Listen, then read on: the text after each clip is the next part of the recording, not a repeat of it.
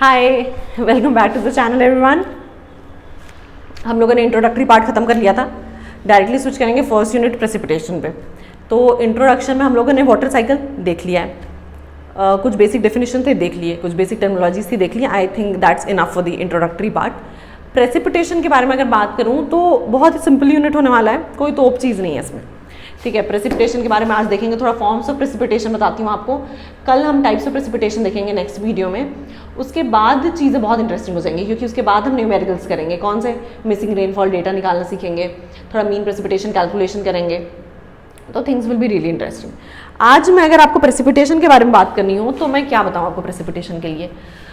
Water in any form, water in any form reaching the earth's surface from atmosphere is known as precipitation. Getting my point? water किसी भी form में, liquid और solid, अगर atmosphere से earth surface पे आ रहा है तो that is precipitation. Rainfall is a form of precipitation, mist is also a form of precipitation, drizzle is also a form of precipitation. ठीक है, fog is also a form of precipitation. तो ऐसे ही 8-9 forms of precipitation है। तो water किसी भी form में अगर अर्थ सरफेस पे आ रहा है तो दैट इज प्रेसिपिटेशन। तो अगर इसका डेफिनेशन लिखना हो तो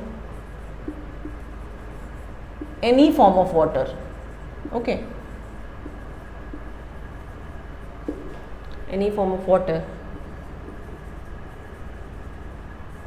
reaching the earth surface,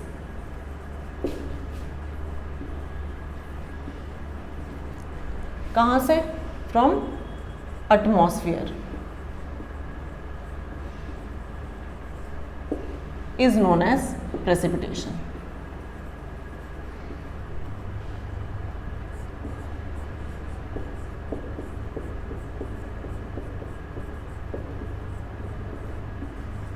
I hope ये क्लियर होगा।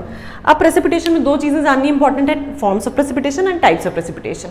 तो आज मैं आपको फॉर्म्स ऑफ प्रेसिपिटेशन बताती हूँ, नेक्स्ट वीडियो में हम टाइप्स ऑफ प्रेसिपिटेशन देखेंगे। तो फॉर्म्स ऑफ प्रेसिपिटेशन अगर देख रहे हैं तो सबसे पहला और सबसे कॉमन फॉर्म कौन सा है? सबको पता है, रेनफॉल। ठीक है, सबसे common. Second is drizzle,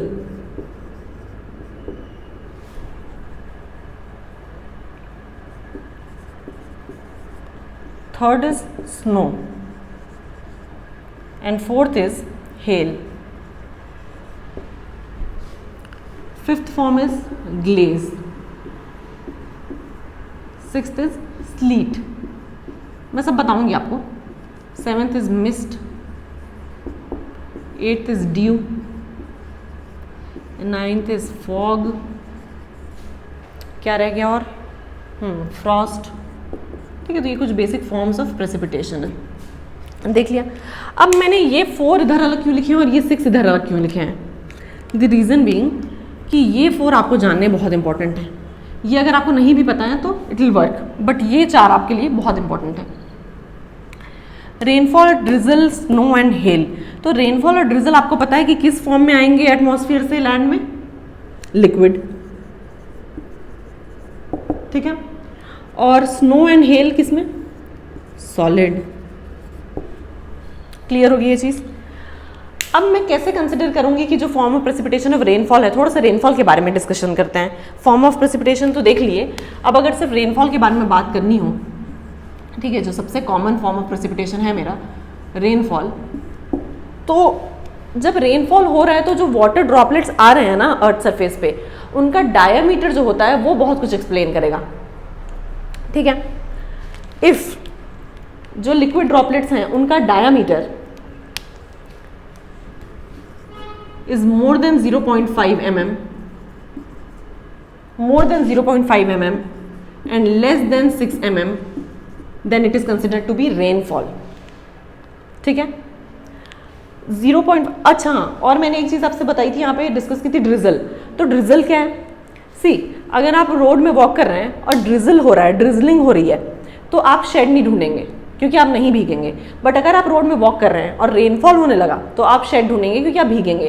reason being कि जो रेनफॉल है, इनके जो वाटर ड्रॉपलेट्स हैं उनका डायमीटर बड़ा है, आप भीगेंगे।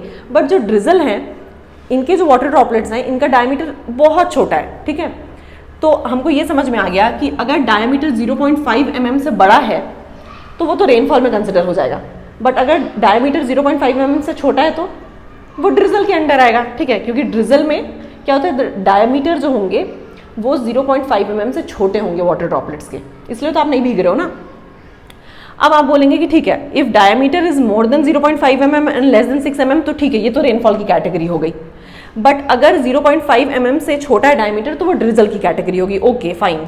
बट अगर 6 mm से बड़ा है डायमीटर तो वो हेल है, नो, हेल नहीं हो सकता ना, हेल तो सॉलिड फॉर्म में आ रहा है, तो वो वाटर ड्रॉपलेट के डायमीटर से तो उसका कोई लेना देना नहीं है, तो हेल तो नहीं है।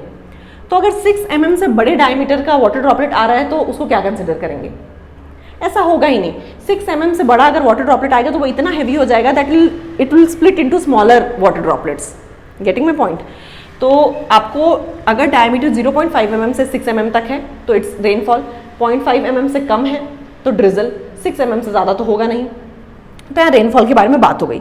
अब now rainfall is broadly classified into 3 types, light rainfall, heavy rainfall and moderate rainfall, ठीक है, लाइट, मॉडरेट एंड हैवी। तो इसको मैंने किस बेसिस पे कैटेगराइज किया, इंटेंसिटी ऑफ रेनफॉल पे। रेनफॉल की इंटेंसिटी जितनी होगी उस हिसाब से मैं कैटेगराइज करूंगी कि जो रेनफॉल हो रहा है उसको मैं लाइट में कंसिडर करूं या मॉडरेट में कंसिडर करूं या हैवी में कंसिडर करूं। वो कैसे चेक करते हैं मैं बताती हूँ आपको। मैंने लिख लिया types of rainfall, okay, types of rainfall, I hope आप ये नोट कर रहे होंगे। और इधर मैंने लिख दी intensity, that is in mm per hour, okay. तो अगर मेरी जो रेनफॉल है उसकी intensity is less than 2.5 mm per hour, जो रेनफॉल उसकी intensity is less than 2.5 mm per hour, it is considered to be light rainfall.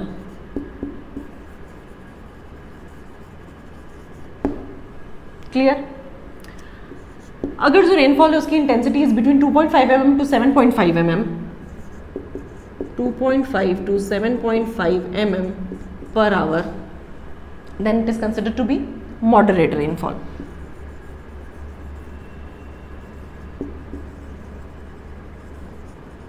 ठीक है, and if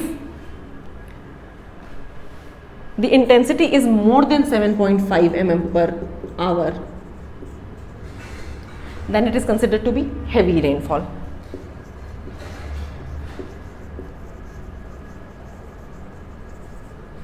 ठीक है, आई होप आपको ये क्लियर होगा। तो ठीक है, मैंने बात कर ली रेनफॉल के बारे में कि मैं कब कंसिडर करूंगी कि ये रेनफॉल है। मैंने बात कर ली टाइप्स ऑफ रेनफॉल के बारे में, मैंने इंटेंसिटीज देख ली कि इंटेंसिटी कैसे वैरी करेगी, तो मैं उसको कौन से कैटेगरी के अंडर कंसिडर करूंगी, ये हो गई। बट तब से मैं बात कर रही हूँ intensity intensity intensity, what is intensity of rainfall, ये भी तो देखना है ना। अब मैं आपको बताती हूँ what is intensity of rainfall. तो लेट मी रब दिस, क्योंकि ना मुझे सेक्शन समझ नहीं आता कि मैं कितना ऑक्यूपाई कर रही हूँ और फिर मैं कैमरे से ही बाहर चल जाती हूँ। ओके, इंटेंसिटी की अगर बात करूं तो इंटेंसिटी ऑफ रेनफॉल रिप्रेजेंट कर रही हूं आई से। It is nothing but depth of rainfall in time T.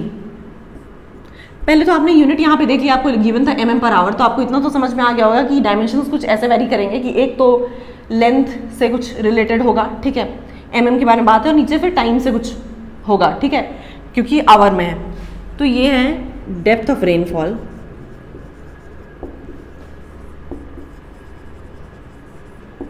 In time t upon time. Clear? Intensity represented by I, depth of rainfall को रिप्रेजेंट करेंगे कैपिटल P से, and time T। Important formula है, note कर लेंगे। मुझे पता चल गया कि इंटेंसिटी ऑफ रेनफॉल का फॉर्मूला क्या है। अब अगर आपसे क्वेश्चन में कभी गिवन है कि find the depth of rainfall, तो डेप्थ ऑफ रेनफॉल कितना हो जाएगा, P will be equal to I into T। Simple सी चीज़ है, ओके। अब coming down to the units of intensity. Units की बात करूँ तो चलो, एक तो आपको दिख रहा है कि mm पर आवर की बात हो रही है, ठीक है, mm पर आवर एक यूनिट है, सेंटीमीटर पर आवर भी सही है, है ना। इंच पर आवर भी सही है, मीटर पर आवर भी सही है। मीटर पर आवर अगर कभी रेनफॉल की इंटेंसिटी होती है मीटर पर आवर में, मैंने आपको बोला कि जो किसी दिन की, ठीक है, कल भिलाई में जो रेनफॉल हुई वो XY some metre per our हुई है। रेनफॉल जो डेप्थ ऑफ रेनफॉल है वो इन मीटर्स है, तो उसके बाद से तो फिर भिलाई दिखना ही बंद हो जाएगा। तो metre per hour is not practically possible, ठीक है। mm per hour is possible, centimetre per hour is possible, inch per hour is possible, mm per day is possible, centimetre per day is possible, ठीक है, but metre per hour is not possible. ये कुछ basic units हो गए, ये हम लोगों ने नोट डाउन कर लिए हैं। तो यहाँ से मुझे पता चल गया कि इंटेंसिटी ऑफ रेनफॉल का मतलब क्या हो गया, depth of rainfall in given time, या हाँ गिवन टाइम, तो intensity is equal to P/T, P is equal to I/T। अब सपोज कोई क्वेश्चन आता है कि इस पर कोई बेसिक क्वेश्चन 1 मार्क का क्या पूछ सकता है, यही पूछेगा कि considering a day rainfall started at 9 AM and ended at 9:30 AM, ठीक है, during this time the intensity of rainfall was observe to be 2 centimetre per hour. ये क्वेश्चन कर ही लेते हैं। इफ कुछ ऐसा आया हुआ है आपके पास कि on a particular day rainfall started at 9 AM, okay, and ended at 9:30 AM. During this time the intensity of rainfall was observed to be 2 centimeter per hour. तो आपको बोला गया find the depth of rainfall. Simple सी बात है, तो depth of rainfall find करने के लिए बोला गया इस टाइम पे। तो आपको पता है कि डेप्थ ऑफ रेनफॉल के लिए क्या, ठीक है, I/T। आपको पता है टाइम ड्यूरेशन कितना है, 9 AM टू 9:30 रेनफॉल हुआ है, यानी 30 मिनट्स। तो I तो आपके पास है 2 centimetre per hour into 30 minutes. Now this is in hour, this is in minute, तो इसको भी आवर में कन्वर्ट कर लेंगे, अपॉन 60 कर लेते हैं, हो गया आर। तो आपका जो P का वैल्यू आ रहा है वो कितना आ रहा है, 1 सेंटीमीटर, ठीक है। अब आपको P की वैल्यू में, ये तो कहीं नहीं बोला गया था क्वेश्चन में कि आपको डेप्थ ऑफ रेनफॉल निकालना है, that should be in mm और that should be in centimetre, कुछ नहीं कंसिडर किया गया था, तो आपने डायरेक्टली लिख दिया 1 सेंटीमीटर। अब अगर क्वेश्चन में लिखा होगा कि find the depth of rainfall in dash mm और सेंटीमीटर, तो फिर आप अकॉर्डिंगली कन्वर्ट करेंगे यूनिट, ठीक है। तो अगर 1 मार्क में कभी कुछ पूछा तो ये डायरेक्टली फॉर्मूला पुट करना, बहुत सिंपल सी चीज़ है, देख ली हम लोगों ने। और थोड़ा सा क्लियर करने के लिए क्वेश्चन कर लेते हैं, तो फिर बहुत क्लैरिटी मिल जाएगी, वो देख लेते हैं, ठीक है। तो क्वेश्चन है, आई होप स्क्रीन पे दिख रहा होगा क्वेश्चन, अगर नहीं दिख रहा है तो ठीक है, मैं बता रही हूँ आपको। On a particular day rainfall was started at 9 AM and ended by 7 PM. The successive 2 hour intensities are 1.5, 0.5, 2.50 and 1.1 centimetre per our. The depth of rainfall find करना है mm में, ठीक है। क्या गिवन है, on a particular day rainfall started at 9 AM, okay, ended at 7 PM। पता चल गया टाइम ड्यूरेशन कितना, 10 आवर्स का, ठीक। इसके बाद है कि सक्सेसिव 2 hour के इंटरवल्स में मुझे इंटेंसिटीज फाइंड करके दी गई हैं, कितनी है वो, 1.5, 0.5, 2.5, 0 एंड 1। और आपसे पूछा गया है टू फाइंड दी डेप्थ। आपको निकालना है depth of rainfall and that should be in mm में था या सेंटीमीटर में था, लेट मी चेक वंस, क्या है, हाँ that should be in mm, okay. ठीक है, तो आपको इंटरवल क्या है, टाइम इंटरवल कितना है, 2 hours के टाइम इंटरवल में आपको सक्सेसिव 2 hours के इंटरवल में आपके पास इंटेंसिटीज गिवन है। तो एक टेबल बना लेती हूँ मैं सबसे पहले आपके लिए और उसमें इंटरवल्स लिख लेती हूँ। तो टाइम फर्स्ट हो जाएगा और उसके बाद क्या आपके पास इंटेंसिटी है। तो टाइम क्या क्या है आपके पास, 2 hours का इंटरवल है, तो 9 से 11 ले लेती हूँ, ठीक है, 11 to 1, 1 to 3, 3 to 5 and 5 to 7, आगे 2 आवर्स का इंटरवल ले लिया मैंने। अब आपको 2 आवर के इंटरवल में इंटेंसिटीज गिवन है वो नोट डाउन कर लेती हूँ। 1.5, 0.5, 2.5, 0 एंड 1। डन। अब मुझे फाइंड क्या करना है, मुझे निकालना है डेप्थ ऑफ रेनफॉल। तो ठीक है, डेप्थ ऑफ रेनफॉल यानी पी निकालूंगी तो this will be delta P, this was delta T. Okay, तो टाइम इंटरवल क्या है 2 आवर्स का। आपको पता है कि what is P is I into T, पता है आपको ये। तो टाइम इंटरवल कितना है 2 आवर्स का। इंटेंसिटी कितनी 1.5, 2 into 1.5 3। Similarly 2 into 0.5 1, 2 into 2.5 5, 2 into 0 0 and 2 into 1 2। ठीक है, तो यहाँ से आपके पास क्या आ गया, टोटल डेप्थ ऑफ रेनफॉल आ गया कितना 11, दिस इज 11 सेंटीमीटर। आपको पता चल गया कि डेप्थ ऑफ रेनफॉल कितनी है 11 सेंटीमीटर है। आपसे क्या पूछा गया है, कन्वर्ट कर लेंगे, this will be P 11 into 10 110 mm। यही तो फाइंड करने बोला गया था, सिंपल सी चीज़, कोई रॉकेट साइंस नहीं है। पता चल गया, बेसिक एक फॉर्मूला बस पता होना चाहिए। और यही अगर कभी किसी क्वेश्चन में इंटेंसिटी पूछी गई होती तो आपको डेप्थ ऑफ रेनफॉल और टाइम गिवन होता तो आप वहाँ से इंटेंसिटी निकाल लेते। कैसे निकाल लेते, intensity is equal to P by T. बस सिंपल सी चीज़ है। 1 मार्क में आया तो आया, वेल एंड गुड। और स्टेट एग्जाम्स में आने के चांसेस हैं, गेट में 1 मार्क्स में पूछेगा तो वेरी नाइस, बहुत सिंपल सी चीज़ थी, आपसे बन जाएगी। इसके बाद थोड़ा सा डिस्कस कर लेते हैं ड्रिजल के बारे में, मैंने डिस्कस नहीं किया। थोड़ा सा स्नो के बारे में बात कर लेते हैं, थोड़ा ग्लेज के बारे में बात कर लेते हैं, है ना। ठीक है, तो ड्रिजल के बारे में बात कर रही थी मैं। तो ड्रिजल के बारे में मैंने आपको बताया था क्या कि ड्रिजल के लिए जो वाटर ड्रॉपलेट हैं उनका जो डायामीटर होगा वो क्या होगा, अरे ड्रिजल के लिए जो डायामीटर है that is always less than 0.5 mm। इस बारे में बात हो गई थी, ठीक है। Drizzle is also liquid form of precipitation, पता था, जैसे रेनफॉल वैसे ड्रिजल। डायमीटर के बारे में बात हो गई। इसके बारे में और कोई बात करनी, intensity. Intensity will always be less than 1 mm per hour. Okay, drizzle done. Snow के बारे में बात करूंगी अगर, तो snow is nothing but small particles of ice combining together to form flakes. What flakes, snow flakes. Small particle of ice combining together to form flakes. अब बात करती हूँ हेल के बारे में। Hail are huge lumps of ice, ठीक है, these are lumps of ice.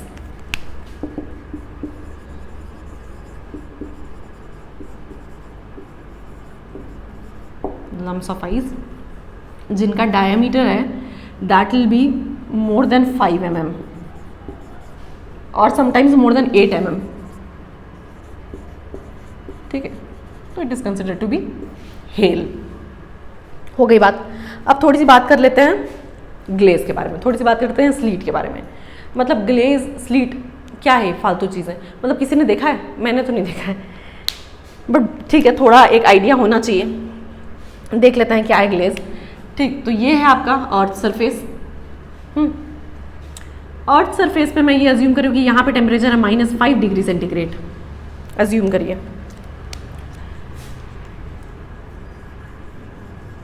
ये आपके क्लाउड्स, ठीक है, ये ऊपर आपका नॉर्मल एटमॉस्फेयर। एटमॉस्फेयर में आपके पास नॉर्मल टेम्परेचर है, ठीक है, एटमॉस्फेयर में नॉर्मल टेम्परेचर है। अर्थ सरफेस पे यहाँ पे आपका टेम्परेचर -5 डिग्री सेंटीग्रेड है, ठीक है। रेनफॉल हुआ, नॉर्मल रेनफॉल होगा, लिक्विड ड्रॉपलेट्स।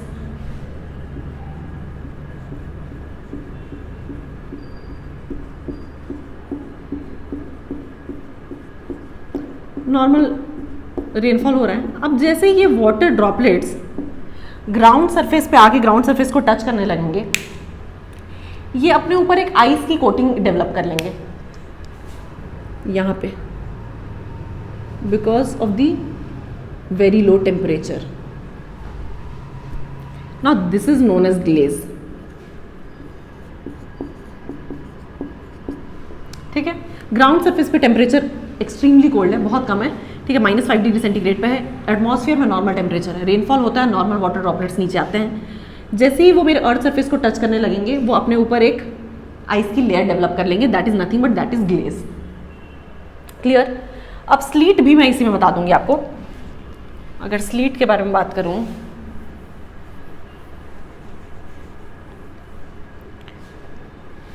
तो ये मेरा अर्थ सरफेस है। अर्थ सरफेस अभी नॉर्मल टेम्परेचर में है इस बार, ठीक है। मेरा जो एटमॉस्फेयर है वो 2 पार्ट्स में डिवाइडेड है। यहाँ आधे दूर पे तो ये नॉर्मल टेम्परेचर है और आधे दूर पे -5 डिग्री सेंटीग्रेड बहुत ही कम टेम्परेचर है, ठीक है। तो वाटर जैसे ही नॉर्मल टेम्परेचर से कम टेम्परेचर वाले जोन में मूव करेगा, अपने ऊपर वो एक आइस की कोटिंग डेवलप कर लेगा, ठीक है। This is what is known as sleet. Clear. बहुत सिंपल सी चीज़ थी ये, किसी एग्जाम में नहीं आने वाला, बस आपको पता होना चाहिए, तो मैंने एक ओवरव्यू दे दिया है। तो we are done with the forms of precipitation. Next video में हम टाइप्स ऑफ प्रेसिपिटेशन देखेंगे, और वही रोज़ वाली बात, please subscribe to the channel, और बस।